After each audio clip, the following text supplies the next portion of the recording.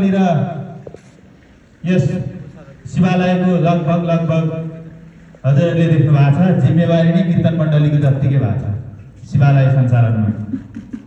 त्यसका लागि कीर्तन मण्डलीलाई किन भार? त्यसबाट हामीले आवश्यक कोष मन्दिरलाई छुट्याएर अथवा मन्दिरको कोषलाई बढाएर अगाडि बढ्ने कि के गर्ने, यस विषयमा बृहत यहाँ छलफल होस्। त्यसका लागि यो विषय यहाँ प्रस्तावमा ल्याएका छौँ। त्यस्तै गरी अर्को प्रस्ताव छ सहकोषाध्यक्ष चयन सम्बन्धमा। हाम्रो वर्गीकरणको कुरा निकाल्यौँ, त्यसो भने त्यसलाई हिसाब गर्न त व्यक्ति चाहियो होला।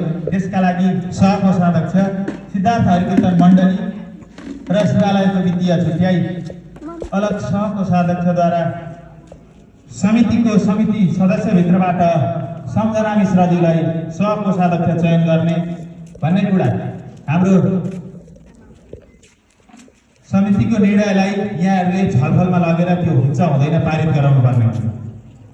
त्यस्तै गरी कीर्तन मण्डली सदस्यता नवीकरण सम्बन्धमा साधारण सभा अगाडि हाम्रा भएका नवीकरणलाई मान्यता दिने साथै भजन कीर्तन कार्यक्रममा कम्तीमा 51% उपस्थिति जनाउने, उपस्थिति हुन नसक्ने अवस्था रहेमा सचिवलाई जानकारी गराएको हुनुपर्ने, अन्यथा संस्थाको सेवा सुविधा प्राथमिकताको आधारमा मात्र पाइने भन्ने विषयलाई छलफलमा ल्याएका छौँ।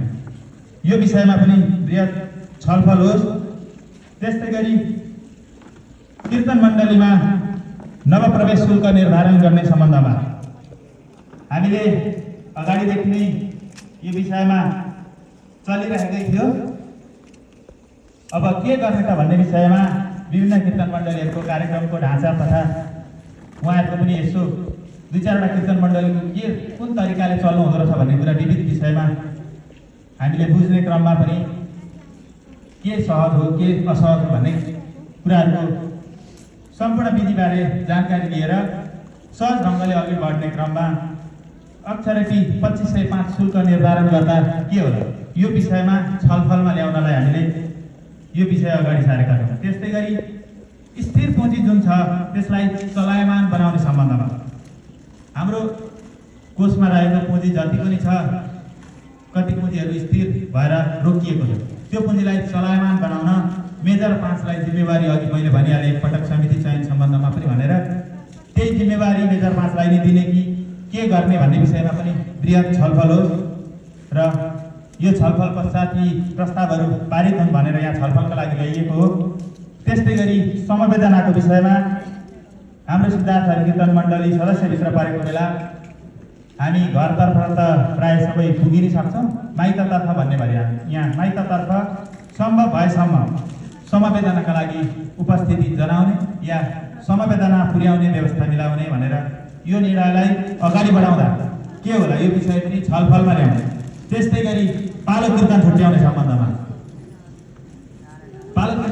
सम्बन्धमा धेरै समस्या आएर नि हामीले धेरै कसरतबाट यो पालो कीर्तन कसरी छुट्याउने भन्ने कुराहरू अगाडि छलफलमा वार्षिक कम्तीमा 51% उपस्थिति भएका सदस्यहरूको मात्र छुट्याउने पालो कीर्तन कार्यक्रममा उपस्थिति हुन नसकेको अवस्था सचिवलाई जानकारी गराएको भए उसको उपस्थिति 51%मा गनिने, सचिवलाई अनुपस्थितिको कारणबारे जानकारी समेत नगराएको अवस्थामा उक्त सदस्यलाई कीर्तनको पालो कीर्तनबाट वञ्चित हुने, गर्नु परे माघ कीर्तन हुने शुक्रबार बाहेक भन्ने निर्णयलाई के गरौँ, यो पनि छलफलकै विषय हो।